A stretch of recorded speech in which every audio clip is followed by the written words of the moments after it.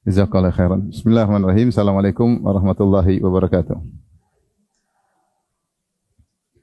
Alhamdulillahi ala ihsani wa syukru lahu ala taufiqihi wa amtinani wa asyhadu an la ilaha illallah wahdahu la syarika lahu ta'ziman li sya'nih wa asyhadu anna Muhammadan abduhu wa rasuluhu hada ila ridwanih. Allahumma salli alaihi wa ala alihi wa ashabihi wa ikhwanih. Para ibu-ibu, para ummahat yang dirahmati Allah Subhanahu wa taala, para akhwat yang dimuliakan oleh Allah Subhanahu wa taala. Pada kesempatan kali ini kita akan bahas tentang persiapan untuk menghadapi kehidupan setelah kematian, yaitu al-hayatu ba'dal maut. Kehidupan abadi yang selama-lamanya, yang kita harus persiapkan diri kita untuk bertemu dengan kehidupan tersebut. Dan orang-orang yang banyak memikirkan tentang kehidupan setelah kematian, kehidupan akhirat, mereka itulah orang-orang yang cerdas. Dalam satu hadis ada seorang bertanya kepada Nabi sallallahu alaihi wasallam, "Ya Rasulullah, ayyul mu'minina akyas?" Ya Rasulullah, orang beriman mana yang paling cerdas, yang paling berakal, yang paling cerdas? Maka Rasulullah SAW mengatakan, "Aktsaruhum lil mauti dzikran wa ahsanuhum lima ba'dal mauti isti'dadan." Kata Nabi sallallahu alaihi wasallam, orang yang paling cerdas adalah orang yang paling banyak mengingat kematian dan orang yang paling baik persiapannya untuk setelah kematian. Saya ulangi, kata Rasulullah SAW, aktsaruhum lil mauti dzikran, orang yang cerdas, yang terbaik, mukmin yang terbaik, yang paling cerdas adalah yang paling banyak mengingat kematian. Wa ahsanuhum lima ba'dahu isti'dadan, dan yang paling baik dalam persiapkan dirinya untuk bertemu dengan kehidupan setelah kematian. Kemudian kata Rasulullah SAW, ulaikal akyas, ulaikal akyas. Mereka itulah orang yang cerdas, mereka itulah orang-orang yang cerdas. Dalam hadis yang lain, Rasulullah SAW bersabda, al-kayyisu man dana nafsahu, ya, wa amila lima ba'dal maut. Orang yang cerdas, yang berakal adalah orang yang dana nafsahu. Dana nafsahu sini ada tafsiran yang mengatakan yaitu yang menundukkan hawa nafsunya. Ada yang mengatakan dana nafsahu maksudnya mengevaluasi dirinya, yaitu dia menghisap dirinya. Orang yang cerdas, orang yang suka menghisap dirinya. Bagaimana amal saya, umur saya sudah sekian, apa modal saya untuk bertemu dengan Allah, sudah berapa kali saya khatam Quran, sudah berapa banyak sedekah yang saya lakukan, bagaimana akhlak saya dengan orang tua, dengan suami, dengan anak-anak. Dia evaluasi. Tujuan dia evaluasi adalah untuk memperbaiki diri. Maka kata Nabi sallallahu alaihi wasallam, al-kais, orang yang cerdas, mandana nafsahu, yaitu orang yang suka hisab dirinya, suka mengevaluasi dirinya, kemudian wa amila lima ba'dal maut, dan beramal untuk setelah kematian, Ini standar kecerdasan menurut Nabi sallallahu alaihi wasallam. Dari sini masing-masing kita bisa menilai dirinya. Sejauh mana dia akalnya dia gunakan, persiapan yang dia lakukan. Kalau dia sering mengingat kematian, sering persiapan untuk kehidupan setelah kematian, maka dia cerdas. Semakin sering dia persiapan untuk kematian, maka semakin cerdas. Dan semakin sering dia malah mempersiapkan untuk apa yang dia tinggalkan, persiapan untuk dunianya, semakin lupa dengan akhirat, maka dia semakin bodoh. Ya. Oleh karenanya dua persiapan ini tidak bisa digabungkan, ya. Siapa yang terlalu persiapan untuk dunia, lupa dengan akhirat, maka dia semakin bodoh. Siapa yang fokus ke akhirat, maka dia persiapkan dunianya untuk akhiratnya, maka ini orang yang cerdas. Oleh karenanya ketika sahabat, kalau tidak salah Ibnu Mas'ud radhiyallahu taala anhu datang menemui Nabi sallallahu alaihi wasallam, kemudian Rasulullah SAW tidur di atas tikar yang sangat sederhana, yang mungkin dari dijalinnya daun-daun korma atau semisalnya, ya sederhana, tikar sederhana dari pelepah korma dan yang semisalnya, sehingga memberi bekas pada lambung beliau. Maka Ibnu Mas'ud berkata, "Ya Rasulullah, alam naj'al laka wita'an?" Bagaimana kalau kami buatkan kasur buat engkau ya Rasulullah? Ya Rasulullah paling berhak untuk tidur di kasur yang nyaman. Maka Rasulullah SAW berkata, "Mali wali dunia." Apa urusanku dengan dunia? Innama mathali wa mathalu dunya karakibin istadalla tahta syajaratin thumma raha fatarakaha. Kata Nabi sallallahu alaihi wasallam, urusanku dengan dunia, sungguhnya perumpamaanku dengan dunia seperti seorang yang sedang dalam perjalanan atau sedang bersafar atau sedang mengembara. Kemudian dia istirahat sebentar di bawah sebuah pohon. Setelah itu dia pergi meninggalkan pohon tersebut. Rasulullah SAW menggambarkan dunia itu hanya sekedar waktu yang singkat untuk istirahat di sebuah pohon. Dia berjalan mampir sebentar kemudian melanjutkan perjalanan. Kalau gitu ngapain saya harus sibuk-sibuk bermewah-mewahan dengan dunia? Sementara dunia itu akan saya tinggalkan. Dalam sebagian riwayat disebutkan dalam Kitabur Riqaq ketika Al-Hafidz Ibnu Hajar mensyarah Kitabur Riqaq, maka beliau menyebutkan riwayat ada seorang wanita datang ke rumah Aisyah radhiyallahu anha terus sedih melihat kasur Nabi yang sangat sederhana atau tikar Nabi yang sangat sederhana. Maka dia pun datangkan kasur atau tempat tidur yang lebih baik. Maka Nabi datang, Nabi bilang, dari mana? Ini dari seorang wanita. Kata Nabi, kembalikan. Kalau saya mau dunia, Allah akan berikan saya dunia. Maka Rasulullah SAW suruh kembalikan. Oleh karenanya, ikhwan dan akhwat yang dirahmati Allah Subhanahu wa taala, kita semua sadar bahwasanya hidup ini cuma sebentar. Namun banyak hal di luar sana yang membuat kita lupa, ya. Banyak sekali yang membuat kita lupa. Lupa bahwasanya kita bakalan mati, lupa bahwasanya kita bakalan dihisab, lupa bahwasanya di sana ada surga dan neraka, ya. Omongan mungkin kita bilang kita beriman, tapi praktek nyata kita kurang persiapan. Saya tidak berbicara ibu, saya bilang kita semua seperti itu, kurang persiapan, ya. Cenderungan kepada dunia terlalu besar. Maka ini sekedar peringatan buat saya pribadi dan juga para ibu-ibu, para akhwat, ya. Baik yang masih muda maupun yang nenek-nenek, ya.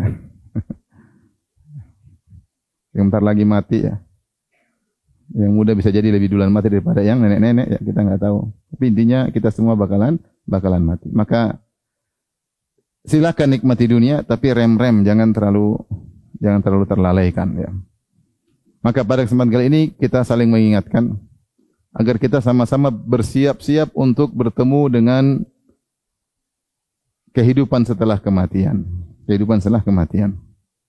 Tadi saya dengar Pak Ustadz bilang ini mau kajian rutin, ya. Saya juga baru tahu, ya. Oleh karenanya kalau mau memang dijadikan kajian rutin, maka pada kesempatan pagi hari ini saya akan menyampaikan secara global terlebih dahulu agar kita punya gambaran tentang hari akhirat, apa yang mau kita siapkan, setelah itu baru kita sampaikan secara detail, ya. Baik. Hari akhirat dimulai dengan kematian, ya. Dan kematian di antara namanya adalah al-yaqin. Al-yaqin, ya. Allah sebutkan dalam Al-Quran dalam 2 ayat, ya. Di antaranya Allah Subhanahu wa taala berfirman, "Wa'budu rabbaka hatta ya'tiyakal yaqin." Beribadahlah kepada Rabbmu sampai datang keyakinan, sampai datang kematian. Ini sama seperti perkataan Nabi Isa alaihissalam, "Wa awsani bis salati waz zakati ma dumtu hayya." Sama maknanya. Allah mewasiatkan kepadaku untuk salat dan senantiasa membayar zakat atau mentazkiyah, mensucikan diri, ma dumtu hayya, selama aku masih hidup. Artinya Nabi Isa mengatakan saya diperintahkan beribadah sampai mati. Ya. Al-yaqin di sini maksudnya adalah kematian.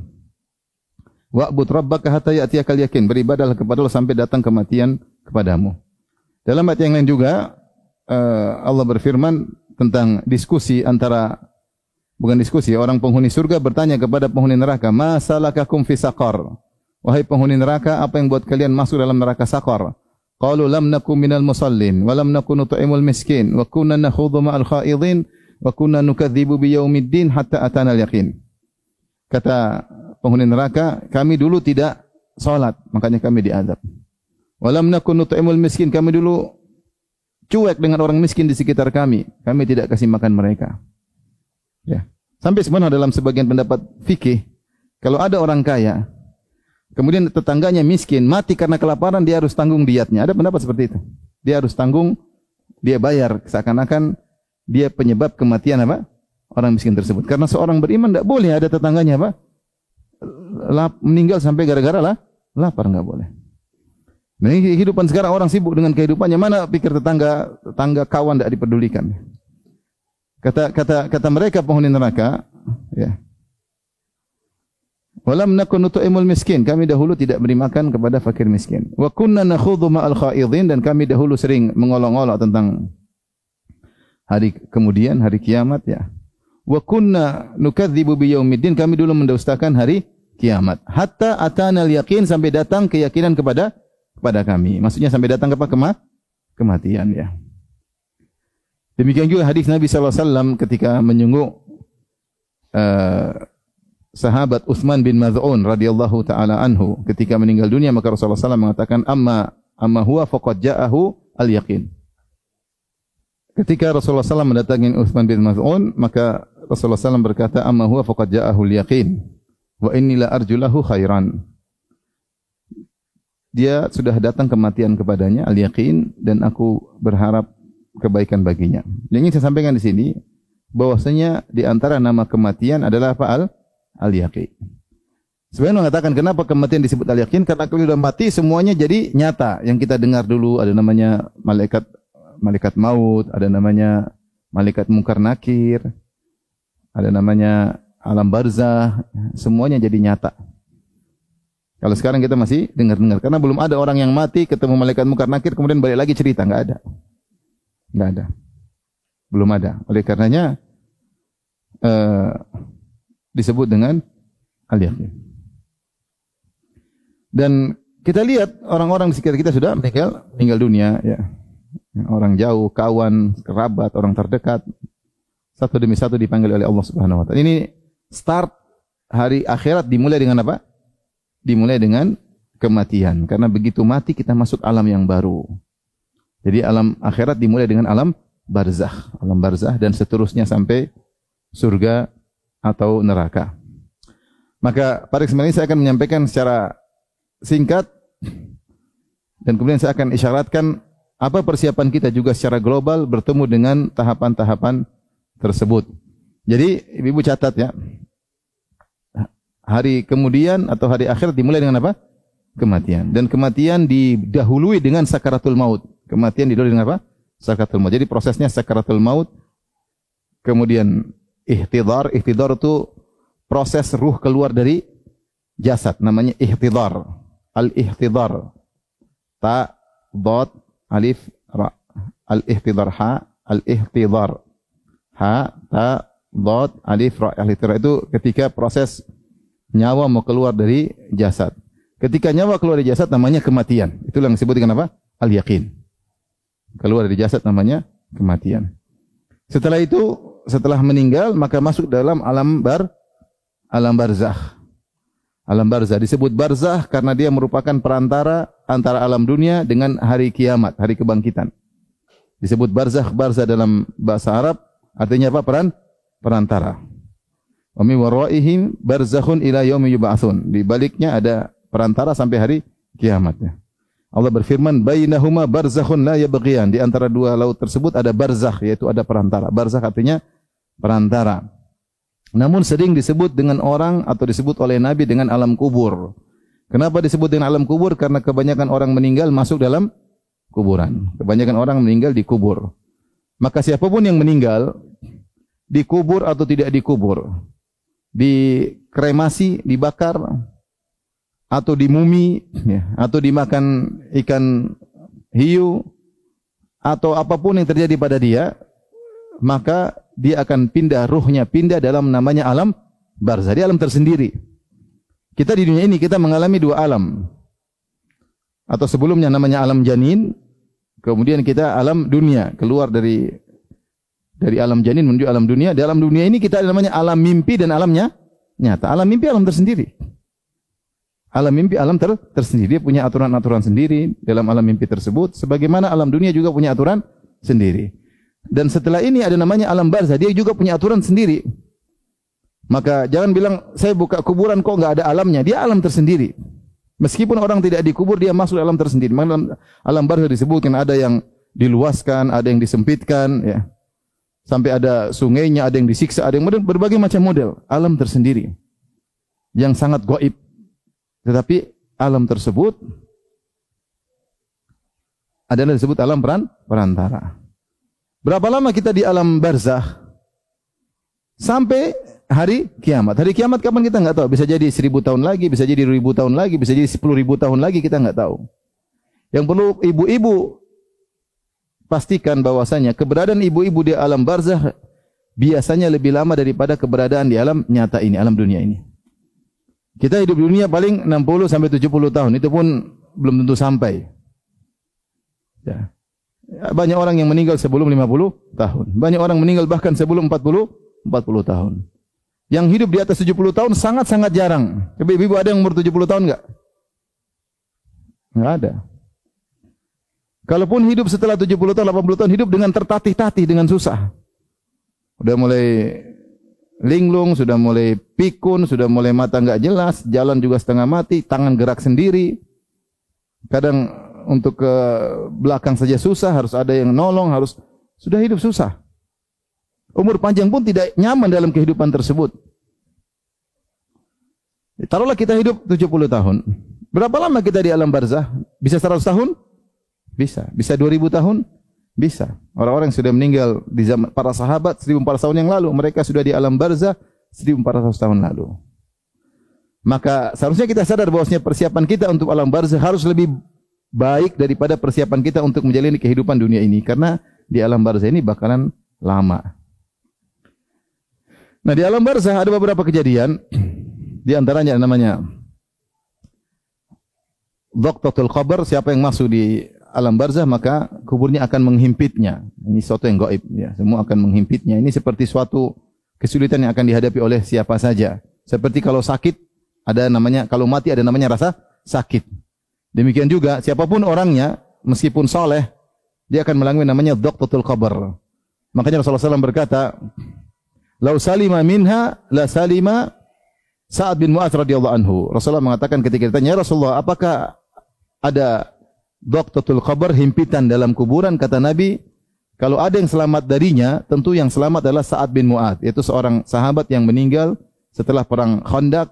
Sampai kata Nabi SAW, ihtazza arsyur rahman bimauti Sa'ad. Arsy Allah bergetar karena wafatnya Sa'ad bin Mu'adz. Itu orang soleh, ya, yang dia berhukum sesuai dengan hukumnya Allah Subhanahu wa taala. Kata Nabi, kalau ada yang selamat tentunya Sa'ad bin Mu'adz akan selamat. Ternyata dia tidak selamat. Artinya semua orang saleh pun akan mengalami namanya Dhaqtatul Qabr, himpitan.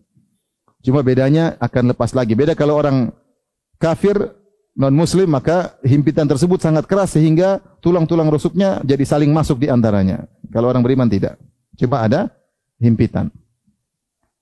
Setelah itu akan datang nama malaikat Munkar dan Nakir. Kemudian bertanya tentang 3 pertanyaan, man rabbuk wa madinuk wa man nabiyuk. Siapa Tuhanmu, apa agamamu, siapa nabimu. Ini disebut dengan fitnatul qabr. Disebut dengan apa? Fitnah kubur. Catat ibu-ibu ya. Ini semua akan kita lewati. Ya. Kita ujian di dunia saja kita capek diuji, mau naik pangkat diuji, mau naik jabatan diuji, mau lulus SD aja diuji, lulus SMP diuji. Apalagi yang uji malaikat Munkar dan Nakir. Saya kadang candain teman, saya S3, terakhir saya capek saya sekolah sampai S3. Saya capek. Kemudian saya disidang supaya dapat gelar. Saya bilang sama teman-teman, insya Allah ini ujian terakhir. Saya enggak mau diuji lagi. Saya mau diuji lagi nanti di alam barzakh. Enggak ada ujian lagi, saya enggak mau. Kalau harus diuji alam barzakh. Kalau bisa lewat tanpa diuji lebih baik ya. Memang saya diuji, yang uji 2 malaikat Munkar dan Nakir. Kalau enggak bisa jawab, bakalan dia hantam dengan palu ya. Kemudian orang tersebut akan teriak, yang teriakannya akan didengar oleh semua makhluk illa tsaqalain, kecuali jin dan manusia tidak dengar, tapi hewan-hewan sekitarnya bisa mendengar. Ini alam gaib. Tapi intinya namanya fitnah kubur. Siapa yang bisa jawab, dia akan dapat nikmat kubur. Siapa yang tidak bisa jawab, dia akan mendapat azab kubur. Ini semua mukaddimah. Nikmat kubur mukaddimah menunjukkan orang ini bakalan masuk apa? Surga. Azab kubur ini mukaddimah juga. Isyarat dia akan berbahaya ketika di hari kiamat kelak. Ya. Ini azab maupun nikmat tidak sempurna. Makanya seperti Rasulullah SAW mengatakan tentang para syuhada. Para syuhada, arwahus syuhada fi jawfit tairil akhdar. Kata Nabi SAW, ruh para syuhada, yaitu orang yang mati syahid, dalam jihad, mati syahid, ruh mereka dalam jasad seekor burung berwarna hijau yang burung tersebut terbang di surga. Jadi orang yang mati syahid ini dia sudah mendapatkan kenikmatan meskipun masih di alam barzah, tapi kenikmatan tersebut belum sempurna. Kenapa? Jasadnya belum dikembalikan berserta ruhnya, sehingga dia masih pinjam jasad apa? Burung untuk terbang-terbang di surga, tapi ada kenikmatan yang dia rasakan tidak sempurna. Paham? Ya, karena nanti sempurna baru di alam kebangkitan. Kalau di alam barzah yang mendominasi ruh, mendominasi adalah ruh. Kata para ulama, di alam dunia yang mendominasi jasad, jasad mendominasi ruh. Kalau jasad sakit terkadang ruh ikut, terkadang ruh enggak ikut sakit, tapi yang mendominasi adalah jasad. Kalau di alam barzah yang mendominasi adalah ruh. Yang mendominasi adalah ruh, mendominasi jasad.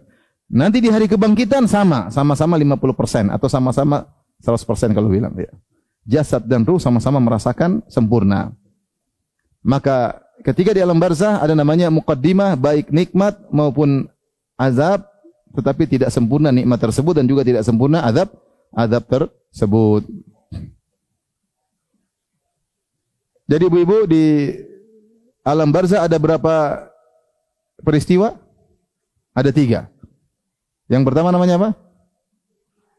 Himpitan kubur. Yang kedua, fitnah kubur. Yang ketiga, nikmat atau azab. Nikmat atau azab.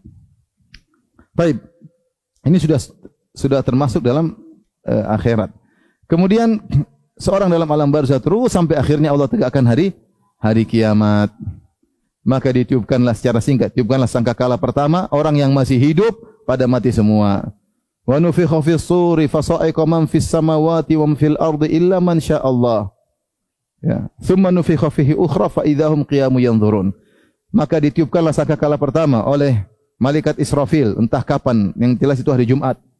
Maka semua yang masih hidup di langit maupun di bumi semuanya meninggal ketika itu kecuali yang Allah kecualikan, tidak ikut meninggal. Siapa yang Allah kecualikan? Khilaf di kalangan para ulama. Ada yang mengatakan bidadari surga yang sudah diciptakan tidak meninggal, ada yang mengatakan malaikat Jibril, malaikat Israfil, Mikail tidak ikut meninggal. Ada yang mengatakan bahwasanya yang sudah meninggal di alam barzah tidak ikut meninggal karena mereka sudah meninggal dan mereka hidup di alam barzah. Kemudian summa nufikha fihi ukhra, kemudian ditiupkan yang kedua, fa idzahum qiyamun yanzurun, tiba-tiba mereka bangkit semua dari kuburan. Ada prosesnya, mungkin akan kita bahas di kesempatan yang lain. Maka bangkitlah manusia semua dari kuburan, kemudian semua berkumpul di padang mahsyar. Inilah disebut dengan hari kebangkitan. Inilah yang disebut dengan hari akhirat yang hakiki. Yaumul ba'thi, hari kebangkitan, di mana ruh dan jasad seseorang dibangkitkan. Telah terlewatkanlah namanya alam barzah. Alam barzah sudah selesai. Jadi alam dunia, alam barzah, alam perantara, alam kubur, kemudian alam apa? Akhirat, hari kebangkitan. Nah, hari kebangkitan kita juga bisa bagi menjadi 3, mungkin kita boleh bagi menjadi 3. Itu kondisi-kondisi yang terjadi di padang mahsyar. Ini banyak peristiwa-peristiwa terjadi di padang mahsyar. Kemudian berikutnya adalah sirat. Ini yang kedua, sirat yang harus dilewati, sirat. Kemudian kontorah bagi yang lewat sirat. Yang ketiga surga atau neraka. Jadi kejadian di hari akhirat pun kita bisa bagi menjadi semua yang terjadi di padang mahsyar. Kemudian sirat, baru kemudian apa? Surga dan neraka. Baik. Yang di padang mahsyar ini 50.000 tahun. Kata Allah, fi yaumin kana miqdaruhu 50,000 sanah. Di hari di mana kadarnya adalah 50.000 tahun. Karena disitulah terjadi peristiwa-peristiwa hebat sebelum diputuskan masuk surga atau masuk neraka. Dan kita semua akan berada di situ. Peristiwa-peristiwa apakah yang akan terjadi di padang mahsyar? Ya. Yang pertama, manusia dibangkitkan dalam kondisi telanjang, tidak memakai pakaian, belum disunat, tidak bawa apapun. Kata Nabi SAW, yuhsyarun nasu yaumal qiyamati hufatan uratan gurlan buhman. Manusia dibangkitkan pada hari kiamat kelak, dikumpulkan di padang mahsyar dalam kondisi hufatan, tidak pakai alas sendal. Uratan, tidak berpakaian sama sekali. gurlan, belum disunat, buhman, dan tidak bawa apapun harta sedikit pun. Kemudian Nabi berkata, kama bada'na awwala khalqin nu'iduh, sebagaimana kami memulai penciptaan kami ulangi lagi. Bukankah anak ketika lahir dari perut ibunya tidak beralas kaki, tidak berpakaian, belum disunat, tidak bawa apa-apa? Demikian atau tidak? Bayi yang lahir, adakah dia beralas kaki enggak? Apakah sudah disunat? Enggak. Dia tidak berpakaian, dalam kondisi tidak berpakaian dan tidak ada sesuatu pun yang dia bawa. Maka manusia ketika dibangkitkan pun demikian, dalam kondisi demikian. Ternyata bukan manusia saja, hewan-hewan juga dibangkitkan.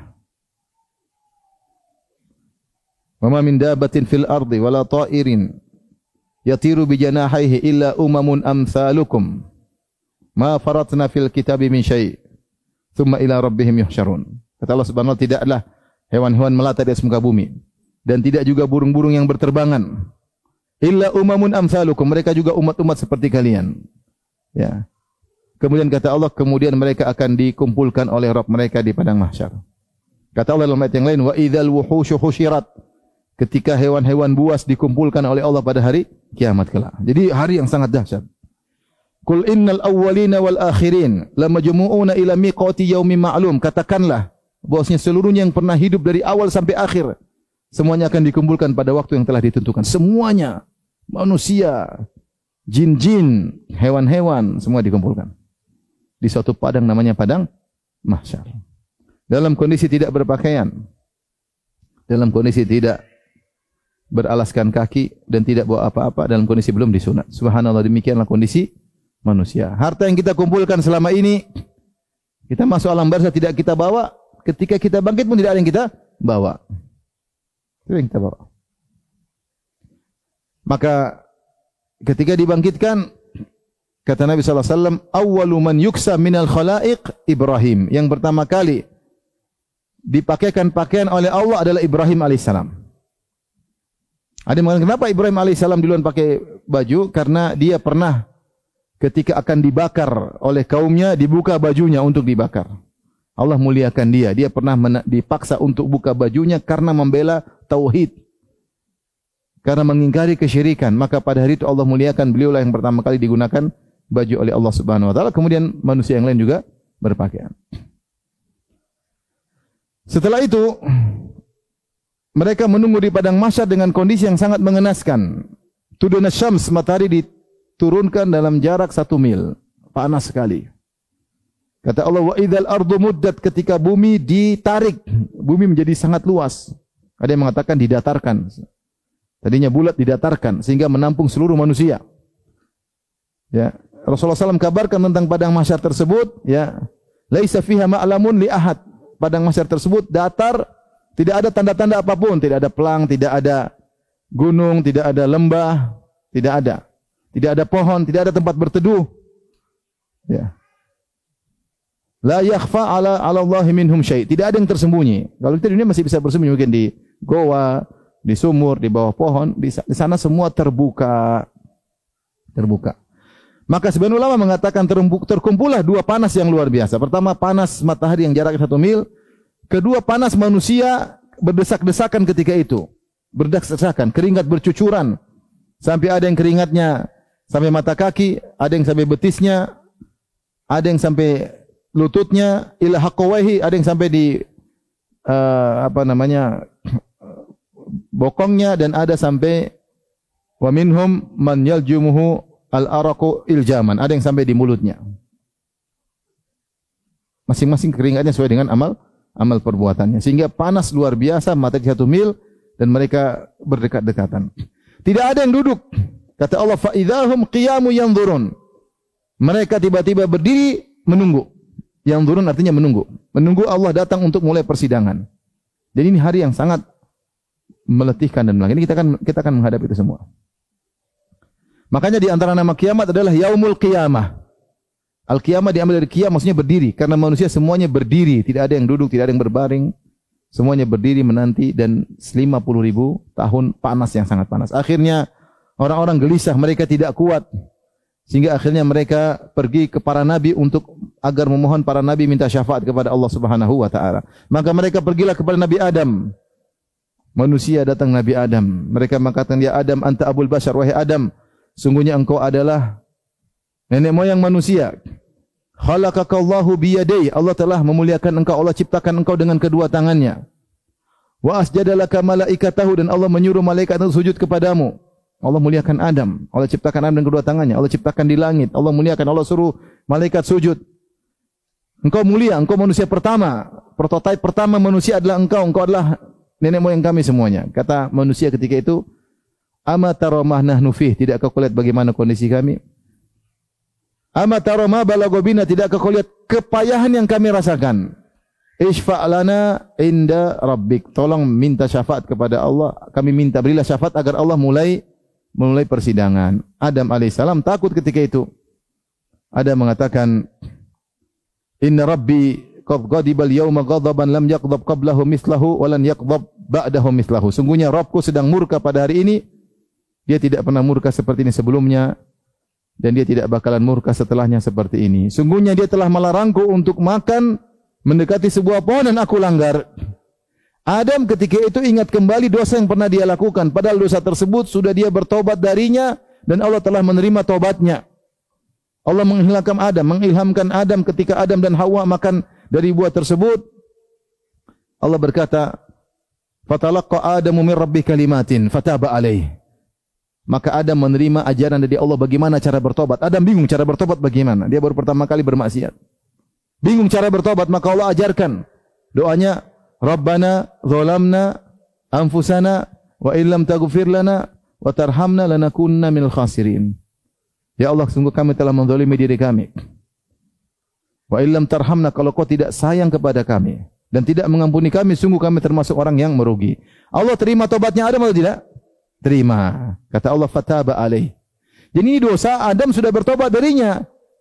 Seharusnya dalam aturan at-taibu minadz-dzam kaman la dzamba lahu. Siapa yang bertobat dari dosa seperti tidak pernah berdosa. Tetapi Adam tidak pede untuk berbicara kepada Allah agar segera datang memulai persidangan. Kata Adam, "Saya dulu pernah dilarang oleh Allah, kemudian saya melanggar." Subhanallah, Adam takut alaihissalam. Kata dia, "Nafsi, nafsi." Nafsi, nafsi menurut pendapat yang benar maksudnya adalah saya juga butuh syafaat, bukan kalian saja. Saya juga jiwaku juga butuh pertolongan. Saya juga butuh syafaat sebagaimana kalian juga butuh syafaat. "Idhabu ila ghairi." Pergilah kepada nabi yang lain. "Idhabu ila Nuh." Maka pergilah Nabi Nuh, mereka pergi. Nabi Adam baik. Dia bilang, "Ada nabi selain aku, coba ke nabi yang sana." Orang-orang pun pergi semua ke Nabi Nuh. Nabi Nuh juga minta uzur, tidak bisa. Kata Nabi Nuh, "Pergilah kepada Ibrahim, kekasih Allah." Pergilah kepada Nabi Ibrahim. Nabi Ibrahim alaihissalam juga minta uzur, "Saya pernah dusta 3 kali." Padahal dusta semua itu karena Allah Subhanahu wa taala. Itu Nabi Ibrahim melakukan tauriah. Pembahasannya panjang, tapi intinya pergilah mereka Nabi Musa. Nabi Musa mengatakan, "Saya pernah bunuh orang yang tidak diizinkan. Inni qataltu nafsan lam umar bi qatliha." Saya pernah bunuh orang yang Allah tidak izinkan saya membunuhnya. "Nafsi, nafsi." Saya juga butuh syafaat. Pergilah kepada Isa. Kemudian mereka pergi Nabi Isa. Nabi Isa tidak menyebutkan uzur tertentu, tapi dia enggak berani. Kata dia, "Idhabu ila Muhammad." Pergilah ke Muhammad. Akhirnya manusia datang semua ke Nabi Muhammad. Maka Rasulullah SAW pun sujud di bawah arsy Allah Subhanahu wa taala. Rasulullah SAW sujud dengan sujud yang lama, memuji Allah Subhanahu wa taala. Kata Nabi menceritakan, "Aku pun sujud di bawah arsy Allah." Ya. Kemudian kata Nabi SAW, "Maka aku pun puji Allah dengan pujian-pujian la uhsinahal an." Aku muji Allah dengan pujian-pujian yang sekarang saya belum bisa puji Allah dengan pujian tersebut. Artinya Allah bukakan ilmu baru bagi Nabi tentang keagungan-keagungan Allah yang baru Nabi bisa ucapkan nanti. Sekarang Nabi belum bisa. Jadi pujian yang Nabi sampaikan sekarang kepada Allah belum mencapai hakikat yang sesungguhnya. Masih banyak keagungan Allah yang belum Allah ungkapkan kepada Nabi Muhammad SAW. Maka Rasulullah SAW berkata di dunia ini, "La uhsi thana'an alaik." Aku tidak mampu meliputi seluruh pujian untukmu ya Allah. Anta kama athnaita ala nafsi. Kau yang lebih tahu bagaimana cara memuji dirimu sendiri. Di antaranya Nabi Muhammad SAW mengatakan, nanti di hari kiamat aku puji Allah dengan pujian-pujian yang Allah bukakan bagiku, la uhsinuhal an. Sekarang saya belum bisa. Nabi sujud lama. Muji-muji Allah, muji Allah sampai Allah izinkan, Allah berkata, "Ya Muhammad, irfa ra'sak." Wahai Muhammad, angkat kepalamu. Angkat kepala dari sujudmu. Subhanallah, Rasulullah sujud untuk kita semua. Angkat kepalamu, wasal tu'tah. Mintalah kau akan diberikan, ya. Wasfa' tusyaffa. Berilah syafaat maka kau akan diberi syafaat. Maka Allah pun datang. Allah kabarkan dalam Al-Quran, wa jaa rabbuka wal malaku saffan saffa. Maka datanglah Allah di padang mahsyar dan malaikat bersaf-saf mengiringi kedatangan Allah Subhanahu wa taala. Maka mulailah persidangan. Ini hari yang ibaratnya gini, ibaratnya seorang mau disidang, ada ruang persidangan, tunggu di luar, matahari terik, hakimnya enggak datang-datang. Nunggu kepanasan, hakimnya enggak datang-datang. Gelisah bagaimana? Seperti itu kira-kira ya, gambaran sederhananya. Orang-orang nunggu di bawah padang mahsyar jarak matahari 1 mil. Allah enggak datang-datang mulai persidangan, sehingga mereka minta syafaat kepada Nabi agar Allah datang li faslil qada untuk mulai persidangan. Maka di antara peristiwa yang terjadi setelah itu adalah peristiwa persidangan. Tentunya tidak semua orang menderita di bawah di bawah terik matahari. Ada orang-orang yang Allah pilih sehingga mereka dalam naungan Allah Subhanahu wa taala, sehingga mereka tidak begitu terik tatkala di padang mahsyar. Baik. Persidangan, Allah datang mulai persidangan. Semua orang yang berkasus akan disidang pada hari tersebut. Seorang di dunia punya kasus dengan temannya, belum maaf-maafan, belum selesai, maka akan disidang pada hari tersebut. Makanya Nabi berkata, ya, "Man kanat lahu mazlamatun li akhihi min irdin aw syai'in falyatahallalhu minhu al-yawm qabla alla yakuna dinar wala dirham." Siapa yang berbuat kezaliman kepada saudaranya di dunia ini, terkait hartanya, terkait harga dirinya, terkait apapun, maka mintalah dihalalkan sekarang sebelum datang hari kiamat kelak. Jadi kalau ada masalah, minta dihalalkan. Kalau enggak, kita akan disidang. Semuanya disidang pada hari kiamat kelak. Yang semuanya masalah harta, masalah darah, masalah harga diri, orang berkhianat, tidak amanah, semuanya akan disidang. Yang pertama kali disidang, awwalu ma yuqda bainan nas yaumal qiyamati fid dima. Yang pertama disidang oleh Allah urusan darah. Siapa yang pernah bunuh ini? Siapa yang pernah meracuni si fulan? Siapa yang pernah memukuli si fulan? Sampai orang yang terbunuh, maka dia datang sambil megang kepalanya, dia berjalan tanpa kepala. Kemudian dia memegang orang yang bunuhnya, dia berhadapan di hadapan Allah, dia mengatakan, "Ya Rabbi, hadza qad qatalani." Ya Rabbku, dia pernah bunuh saya di dunia, sambil kepalanya berbicara. Dia telah membunuh saya. Hadir di hadapan Allah sidang. Maka ini adalah hari yang sangat mengerikan. Karenanya ibu-ibu, pastikan ibu-ibu sebelum meninggal jangan punya masalah sama orang. Orang jauh maupun orang dekat. Jangan punya masalah sama orang tua. Jangan punya masalah sama kakak adik. Dan jangan punya masalah sama suami. Ibu-ibu kira nanti orang tua akan ampuni kita di akhirat. Enggak, dia juga butuh pahala. Kalau dia bisa tuntut dari anaknya, dia akan tuntut. Ibu kira kondisi hari kiamat kondisi yang ringan, berat. Semua orang butuh pahala. Semua orang kalau bisa melemparkan maksiatnya kepada orang lain. Ya. Mengerikan. Sampai Allah mengatakan, "Yawaddul mujrimu law yauma idzin." Pada hari tersebut seorang yang mujrim, pelaku dosa, berangan-angan untuk menebus dirinya dengan anaknya, dengan istrinya, dengan kerabatnya. Yang penting saya selamat. Lau yaftadi yauma idzin bi banihi wa sahibatihi wa akhihi wa fasilatihi allati tu'wih wa man fil ardi jami'an thumma yunjih. Kata Allah, berangan-angan orang mujrim pendosa pada hari kiamat tersebut agar dia selamat dari neraka. Dia berkata, "Ya Allah, kalau boleh saya menebus diri saya, biar istri saya masuk neraka, anak saya masuk neraka, kakak saya masuk neraka, adik saya masuk neraka, semua manusia masuk neraka, yang penting saya selamat." Ini gambaran mengerikan hari tersebut. Sampai dikatakan orang kehilangan akal sehat. Di dunia seorang ibu rela mati demi anaknya, itu tidak. Di dunia seorang ayah rela mati untuk anaknya, seorang anak rela mati untuk bapak dan ibunya. Hari kiamat beda. Kalau dia bisa nuntut, dia akan nuntut. Siapa yang mau dibakar di neraka jahanam? Sampai Allah gambarkan orang kalau sudah mujrim, dia pingin semua orang masuk neraka, yang penting dia selamat. Jadi jangan punya masalah sama orang. Orang jauh maupun orang dekat, hati-hati masalah uang, hati-hati masalah amanah, hati-hati masalah. Jangan bikin masalah. Gibah dia, merendahkan dia, ini semua akan disidang, semua tercatat. Satu kalimat dicatat oleh malaikat. Ya. Hati-hati ibu, jangan zalimi suami. Adakah wanita menzalimi suami? Ibu-ibu, saya tanya. Adakah wanita menzalimi suami? Kok jawabnya ragu-ragu kayak kurang. Apa artinya zalim? Zalim itu tidak menunaikan hak orang, itu namanya zalim. Ada kita bos, ada anak buah kerja, gajinya enggak kita kasih, namanya kita zalim sama dia. Pegawai zalim sama kita, sudah kita gaji dia enggak kerja, dia zalim sama kita. Zalim itu artinya hak orang kita tahan. Apakah ibu yakin semua hak suami sudah ibu tunaikan? Ibu-ibu saya tanya. Nenek-nenek saya tanya. Qadarullah Ustaz suami sudah meninggal, ya sudah. Tunggu hari kiamat nanti. Yang suaminya masih hidup, coba angkat tangan. Yang suaminya masih hidup. Jangan kurang ajar sama suami ya. Jangan harap suami saya pemaaf. Di dunia aja pemaaf. Di akhirat dia mau dapat bidadari, enggak ada maaf-maafan ya. Enggak ada. Jangan harap. Selesaikan di dunia. Yang sidang siapa? Allah.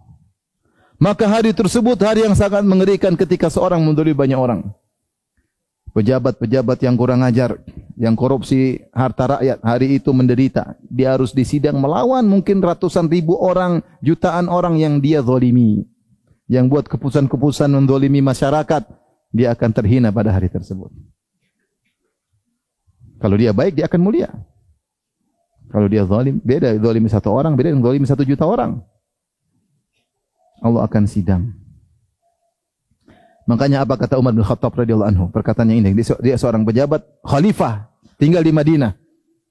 Kekuasaan Islam ketika itu berkembang sampai di Irak, luas dari Madinah sampai Persia ditaklukkan di Irak, akhirnya Islam luas dan ibu kota Islam di Madinah, Daulah Islamiyah.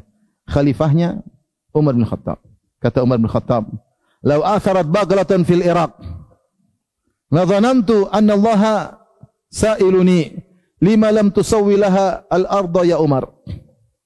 Seandainya ada begol berjalan di negeri Irak, kemudian di jalannya kaum muslimin, jalan umum, tiba-tiba dia tersungkul karena ada lubang-lubang, aku yakin Allah akan tanya kepadaku, dan aku di Madinah, Umar di Madinah. Allah akan bertanya, "Wahai Umar, kenapa kau tidak ratakan jalan? Kok ada seekor begol yang tersungkur?" Bagaimana Umar tahu bahwasanya urusan di akhirat repot. Di bawah dia banyak manusia yang harus dia ditanya tentang mereka, rakyat. Maka persidangan. Maka usahakan meninggal jangan punya masalah sama orang jauh maupun orang dekat. Baik, setelah sidang selesai, ada proses, satu diambil pahalanya, ada yang melempar dosanya, proses. Setelah itu, kemudian sebelumnya mengatakan adalah pemberian catatan amal.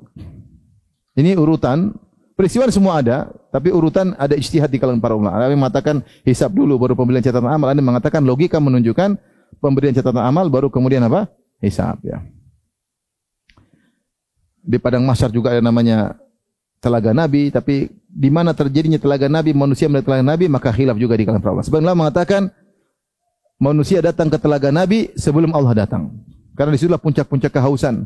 Kaum mukminin haus, tiba-tiba Nabi menunggu di telaganya. Orang-orang beriman silakan minum dari telaga Nabi, sehingga meskipun matahari terik, mereka nyaman karena mereka tidak haus. Ada yang mengatakan itu di padang mahsyar sebelum datang Allah Subhanahu wa taala. Tapi intinya setelah persidangan diberikan catatan amal. Ada yang menerima dengan tangan kanan, ada yang menerima tangan kiri.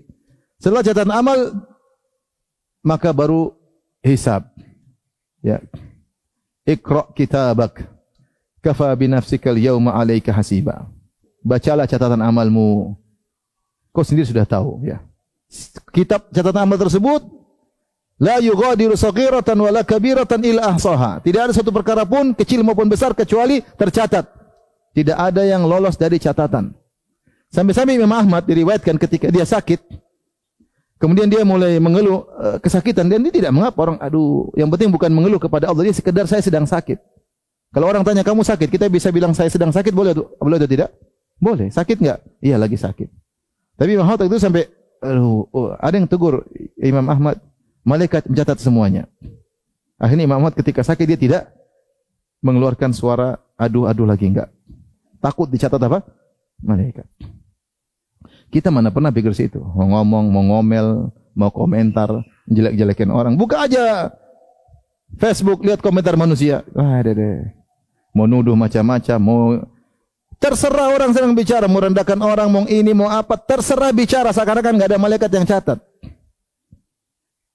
Ini amal soleh kita aja enggak jelas, ini mulai bikin masalah ya. Semua tercatat. Allah buka, Iqra kitabak, bacalah. Kau lebih tahu, enggak ada yang disembunyikan. Mali hadzal kitabi la yughadiru saghiratan wala kabiratan illa ahsaha. Orang berkata, kitab apa ini kok enggak ada yang terluputkan? Besar maupun kecil semua hadir. Wa wajadu ma amilu hadira, maka mereka dapati semua perbuatan mereka hadir ketika itu. Entah bagaimana cara Allah menampakkan. Semua tercatat. Filenya ada semua. Meskipun filenya sudah kita delete di dunia. Sudah jejak rekam digital sudah hilang, tetap ada. Meskipun filenya sudah dibakar, tetap ada. Tidak akan hilang dari catatan malaikat. Maka dihisaplah manusia, ada yang dihisap dengan, ada yang tidak dihisap, orang-orang yang mulia. Siapa mereka yang tidak dihisap? Was-sabiquna sabiquna ulaikal muqarrabun. Orang-orang yang paling terdepan dalam kebaikan, mereka tidak dihisap oleh Allah. Paling cepat sedekah, paling semangat salat berjamaah, paling semangat berbakti kepada kedua orang tua, ya. Paling semangat pergi ke masjid, ya. Paling semangat sosial membantu sesamanya, paling mudah memaafkan. Semua ini dia paling terdepan dalam segala kebaikan. Ini masuk surga tanpa hisab. Yang tidak demikian dihisab dulu. Semakin banyak kekayaan, semakin banyak aset, hisabnya semakin apa? Panjang. Kata Nabi SAW, yadkhulu al-jannata fuqara'u ummati qabla al-aghniya bi 500 am. Kata Nabi SAW, orang-orang miskin masuk surga sebelum orang kaya 500 tahun sebelum orang kaya. Banyak ulama mengatakan kenapa orang-orang miskin duluan masuk surga daripada orang kaya? Karena orang kaya dihisap dulu. Dihisapnya lama. Kenapa bisa sampai 500 tahun? Karena terlalu detail. Ini. Jadi yang ibu-ibu yang punya tas semakin banyak, semakin panjang hisapnya. Ya enggak ibu-ibu? Yang enggak punya tas enggak dihisap. Yang tas semakin banyak apa? Hisapnya. Banyak semua. Iya. Sepatu juga ya. Sepatu. Pengalaman ini Ustaz. Yang paling banyak sepatunya juga paling banyak apa? Hisapnya. Yang paling sering ke mall, yang paling banyak apa? Hisapnya. Yang paling suka lihat Instagram juga paling banyak apa? Hisapnya. Benar. Yang dihisap banyak. Apa saja yang dihisap? Segala kenikmatan dihisap. Apa kata Allah Subhanahu wa taala? "Tsumma la tus'aluna yauma idzin 'anin na'im." Kalian akan ditanya atas semua kenikmatan. Dari mana kau dapatkan? Pertanyaan dua. Dari mana kau dapatkan? Kemana kau gunakan? Semua kenikmatan demikian. Kalau Allah bertanya, ibu dari mana tasnya? Gratis, ya Allah, dari suami tersayang. Benar? Enggak, saya paksa-paksa dia beli, ya repot. Beda. Kemana kau gunakan? Ya buat pengajian, Masya Allah, keren. Kenapa mahal-mahal? Aduh, repot ibu-ibu. Saya bukan bilang tidak boleh beli tas, boleh. Tapi yang wajar-wajar. Yang penting ibu beli apa saja, siap dihisap. Istri saya pernah minta beli sesuatu. Abi belikan ini. Saya bilang siap dihisap. Kata dia, Abi tuh, ya udah nggak usah lah. Alhamdulillah. Nggak jadi. Siap dihisap, silakan. Jadi semakin banyak tas, semakin banyak dihisap. Semakin banyak sepatu, semakin banyak dihisap. Dan itulah nikmat, segala nikmat. Semakin banyak mobil, semakin banyak dihisap. Semakin banyak uang, semakin banyak dihisap. Pertanyaan cuma dua. Dari mana kau dapatkan, kemana kau gunakan. Itu aja. Kalau kita gunakan untuk kebaikan silakan, Allah tidak larang. Mahal pun kalau itu ada manfaatnya, pilih, enggak ada masalah, siap dijawab kalau Allah tanya. Apalagi yang dihisab? Dihisab adalah tentang inna sam'a wal basara wal fuada kullu ulaika kana anhu mas'ula. Kata Allah Subhanahu wa taala, semua penglihatan, pendengaran dan hati akan ditanya oleh Allah. Semua yang ibu lihat dihisab, ditanya, lihat apa aja Bu? Film Korea, wah sudah selesai. Layangan terbang, selesai. Berseri-seri. Berita-berita artis, yang dilihat, semua dicatat. Apakah Allah, malaikat catat, akan ditanya. Waktu habis untuk nonton yang tidak-tidak, ditanya. Pendengaran ditanya, dengar apa aja? Dengar gibah, namimah, musik-musik, ditanya. Dengar dangdutan, kan ditanya. Nah boleh, ini nikmat ini tidak boleh kita gunakan sembarang. Kalau kita sudah gunakan sembarang, segera istighfar. Ibu-ibu. Hati ditanya, enggak boleh mikir sembarang, enggak boleh hasad, enggak boleh dengki. Sampai di antara hal yang menarik, meskipun ada khilaf dengan para ulama tentang hukum catur. Para ulama bahas apa hukum catur? Sebenarnya mengatakan hukumnya haram, catur. Kemudian dibahas kenapa haram? Sebenarnya mengatakan kenapa haram? Karena orang yang main catur tidak tahu terima kasih atas nikmat akal yang Allah berikan kepadanya. Akalnya dia gunakan untuk mikir yang tidak ada manfaatnya. Main catur 1 jam, 2 jam, 3 jam, 4 jam. Apa faedahnya? Emang kalau jago catur kemudian jago berstrategi di luar? Enggak. Terkadang orang jago catur di rumah enggak bisa ngatur rumah tangga. Terkadang, tidak semua tentunya. Tapi maksudnya itu mikir yang tidak ada faedahnya. Ibu-ibu habiskan waktu nonton. Air mata keluar, kenapa? Ternyata dalam film perempuannya dicerai sama suaminya. Bukan menangis karena Allah, menangis karena orang Korea. Allahu Akbar. Air mata kalau nangis karena Allah pahalanya luar biasa. Nangis karena nonton film. Udahlah, kurangi ibu-ibu. Apalagi yang rambutnya sudah beruban, udah kurangi lagi. Karena semua penglihatan, pendengaran, hati akan ditanya oleh Allah Subhanahu wa taala. Di antara yang ditanya oleh Allah akan dihisab adalah hak-hak orang yang mengelilingi kita. Kullukum ra'in wa kullukum mas'ulun an ra'iyatihi. Setiap kalian adalah pemegang tanggung jawab dan setiap kalian akan ditanya tentang tanggung jawabnya. Al-mar'atu ra'iyatun fi baiti zawjiha. Sungguhnya wanita adalah penanggung jawab di rumah suaminya dan dia akan ditanya tentang apa yang di dalam rumah tersebut. Dia akan tanya tentang bagaimana ngurus anak-anak, bagaimana sikapnya terhadap pembantu, bagaimana hak suami sudah ditunaikan. Semua hak di sekitar kita, kita akan ditanya. Ibu akan ditanya, gimana suami? Haknya sudah ditunaikan belum? Ditanya, ibu tahu sendirilah. Sudahkah taat kepada suami? Sudahkah lembut kepada suami? Sudahkah kalau suami minta jatah diturutin? Ini semua hak suami.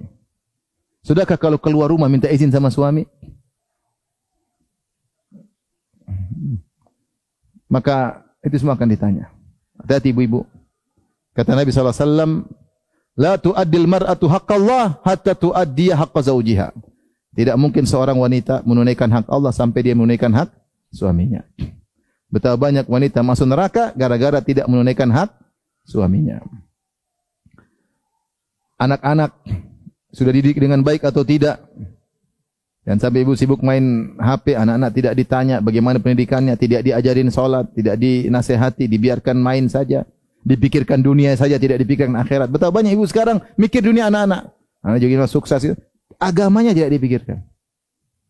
Sampai sebagian ibu mungkin anaknya tidur kemalaman, subuh jangan dibangunkan, biar aja dia tidur. Nanti sholat sekolahnya nanti tidak fokus. Jadi mending tidak sholat subuh agar dunia bisa berhasil. Sampai kayak gitu sebagian orang. Oleh karenanya banyak yang mau dihisap. Setiap perkataan, perbuatan, statement, ketikan, tontonan, pendengaran, hati, pikiran, semuanya dihisap. Maka siap-siap untuk dihisap. Tapi apa tugas hisap? Apa fungsi hisap? Hisap kalau bahasa kita diaudit. Apa diaudit? Jadi Allah mengaudit mana yang kebaikan, mana yang keburukan. Setelah diaudit mana kebaikan, mana keburukan, baru namanya al-mizan, ditimbang. Proses berikutnya namanya mizan, ditimbang. Ditaruhlah dalam timbangan kebaikan keburukan. Siapa yang kebaikannya lebih berat, masuk surga. Siapa yang keburukannya lebih berat, maka ini masuk apa? Neraka. Siapa yang seimbang keburukan dan kebaikannya, maka jadi ashabul a'raf. Tunggu dulu. Allah putuskan belakangan. Semua sudah masuk surga, masuk neraka, baru yang ini ditahan. Ya, wa bainahuma hijab wa 'alal a'rafi rijalun ya'rifuna kullan bisimahum. Ada ditahan di satu tempat yang agak tinggi, baru dilihat. Akhirnya Allah masukkan dalam surga. Tapi intinya itu proses. Setelah itu, setelah mizan, maka yang namanya zulmah, kegelapan. Tiba-tiba Allah bikin padang mahsyar semuanya apa? Gelap. Kemudian Allah menyuruh orang-orang untuk melewati sirat. Sirat tersebut ala matni jahannam, diletakkan di bawahnya neraka jahannam. Siapa yang tidak bisa lewat maka akan jatuh. Semuanya lewat, bahkan Nabi Muhammad SAW pun lewat. Semuanya lewat. Allah berfirman, "Wa in minkum illa wariduha, kana 'ala rabbika hatman maqdiyya." Setiap kalian pasti melewatinya, dan ini sudah keputusan dari Allah Subhanahu wa taala. Yang pertama lewat para nabi, mereka lewat. Setelah mereka lewat, mereka berdoa, menunggu di ujung. Kata Nabi SAW, perkataan Nabi seluruhnya cuma 3 kata. Allahumma sallim sallim. Ya Allah selamatkanlah umat kami. Ya Allah selamatkanlah umat kami. Karena ini ujian terakhir. Siapa yang lewat masuk surga, siapa yang enggak lewat masuk apa? Neraka. Mengerikan. Maka kegelapan tersebut meliputi. Yang tidak punya cahaya langsung masuk neraka. Dia bagaimana melewat tidak kelihatan, langsung masuk neraka. Yang punya cahaya bermacam-macam. Ada yang cahayanya seperti pohon korma, ada yang cahayanya seperti gunung tinggi. Ada yang cahayanya sangat kecil, cuma di jempol. Kadang-kadang nyala, kadang-kadang redup. Kalau nyala dia berjalan, dia lihat sirat. Kalau beredup dia berhenti, takut melanjutkan, mengerikan. Mulai orang-orang berjatuhan di depan kita, di belakang kita. Wah, ngeri hari tersebut. Ada yang cepat, Masya Allah, seperti cahaya, tahu-tahu sudah sampai. Kalbark. Ada yang seperti kuda yang berlari kencang. Ada yang seperti onta yang berjalan. Ada yang tertatih-tatih. Dan ada yang terrobek-robek. Karena di sirat tersebut ada kalalib dan khatatif, yaitu besi-besi yang mencabik-cabik orang. Yang lewat dicabik-cabik badannya. Ada yang tercabik, langsung masuk neraka. Ada yang tercabik-cabik, tapi dia bertahan terus. Siapakah orang yang tercabik-cabik namun bisa bertahan? Orang ini punya dosa-dosa. Namun dosa-dosanya tidak sampai mengharuskan dia masuk apa? Neraka. Maka dia siksa dulu di atas sirat, tapi dia selamat. Ya, dicabik-cabik. Waliyadzubillah. Maka yang paling menderita di atas sirat adalah yang banyak berbuat zalim sama orang lain. Rasulullah SAW bersabda, "Az-zulmu zulumatun yaumal qiyamah." Sungguhnya kezaliman itu adalah kegelapan yang bertumbuh-tumbuh pada hari kiamat. Maka dia sangat gelap. Tidak bisa melihat, maka dia dicabik-cabik, terluka sampai terhempas dalam neraka jahanam. Hati-hati ibu-ibu, jangan zalimi orang. Jangan zalimi orang, bahkan orang terdekat. Jangan zalimi pembantu. Dasar goblok, dasar, jangan. Dia manusia ya. Kalau itu saudaramu, kalau itu putrimu yang kerja, kalau itu ibumu yang kerja, ya ini pembantu ini mungkin dia salah. Tapi jangan kita maki-maki. Kalau dia enggak cocok, berhentiin. Enggak usah dimaki-maki. Dia manusia. Dia mungkin ada yang ditanggung anaknya atau ibunya. Ya. Kalau enggak cocok, mungkin dia nakal, mungkin dia mencuri, berhentikan. Berhenti, enggak usah dipukul di sini. Ya. Karena kalau kita pukul, kita ada hisapnya sendiri. Bisa jadi pukulan kita lebih berat daripada apa yang dia curi. Hati-hati. Kalau enggak, berhentikan, cari yang lain. Jangan dolimi supir, jangan dolimi pembantu, jangan dolimi tetangga. Ya. Hati-hati. Karena setiap kezaliman yang kita lakukan akan memberi kegelapan di atas sirat tersebut. Hati-hati juga dengan amanah dan silaturahim. Nabi menyebutkan ketika seorang melewati sirat, tiba-tiba datang amanah dan rahim. Datang menemui dia. Kalau dia selama ini amanah, tidak berkhianat, maka semakin cepat jalannya. Kalau dia selama ini suka nyambung silaturahmi, cepat jalannya. Tapi kalau enggak, dia ditahan. Dia enggak bisa lewat. Ada yang nahan. Amanah dan apa? Rahim. Kau tidak menunaikan aku, kata amanah. Rahim, kau tidak menyambungku. Dia enggak bisa gerak. Sampai dia bisa jadi jatuh dalam neraka jahanam. Ya, hati-hati ibu-ibu. Ya. Akhirnya yang tidak lolos masuk di neraka jahanam, yang selamat kemudian masuk di namanya qantarah. Qantarah itu semacam areal setelah sirat untuk membersihkan hati-hati yang masih ada masalah. Di antara orang-orang yang selamat semuanya, baru kemudian masuk surga abadi kekal di dalamnya selama-lamanya. Inilah kira-kira ibu-ibu yang dirahmati oleh Allah Subhanahu wa taala sekilas tentang perjalanan di akhirat. Setiap peristiwa-peristiwa tersebut kita harus siapkan diri kita. Kita ulangi. Baik. Peristiwa akhirat dimulai dari apa? Kematian. Sebelum kematian ada namanya sakaratul maut, ada namanya al-ihtidhar, yaitu proses nyawa dicabut dari apa? Jasad. Paham? Setelah itu nyawa keluar dari jasad namanya kematian. Setelah kematian kemana? Alam barzah. Alam barzah ada beberapa kejadian. Yang pertama, himpitan. Yang kedua, fitnah kubur. Yang ketiga, nikmat atau azab kubur. Setelah itu ada namanya kebangkitan, ada tiupan sangkala pertama, tiupan sangkala kedua. Manusia dibangkitkan. Setelah dibangkitkan, dikumpulkan di padang mahsyar dalam kondisi berdiri, matahari jarak satu mil. Kemudian Allah datang memulai persidangan. Terjadi persidangan. Setelah persidangan, kemudian pemberian catatan amal. Setelah catatan amal diterima semuanya, maka mulai proses apa? Hisab. Audit, mana yang kebaikan, mana keburukan. Setelah itu ditimbang. Setelah timbang ada zulmah, kegelapan. Disuruh melewati apa? Sirat. Yang selamat masuk surga, yang tidak selamat masuk neraka jahanam. Maka gambaran ini membuat kita persiapkan diri kita untuk kehidupan yang abadi tersebut.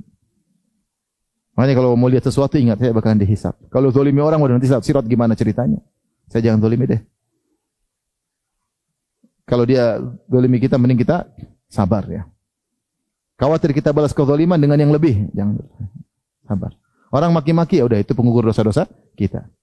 Seperti itu. Lagi jengkel sama suami, diam, jangan angkat suara, bahaya. Nanti hisab. Kenapa kau angkat suara? Repot. Mau beli tas, mikir dulu. Nanti bakalan ditanya, kenapa beli tas? Ya. Kalau nggak bisa jawab, nggak usah. Ya. Kantong plastik cukup. Resek ya. Tapi ini saja. Materi masih belum ya? Oke. Kita sampai sini saja. Insya Allah nanti detail-detailnya kita lanjutkan pada kesempatan yang lain. Karena setiap peristiwa tersebut ada detailnya. Maka ini saya sampaikan, Ibu dirahmatillah subhanahu wa ta'ala. Selanjutnya saya kembalikan kepada Ustaz. Kalau ada yang mau bertanya, saya persilahkan. Wallahu ta'ala a'lam bisawab.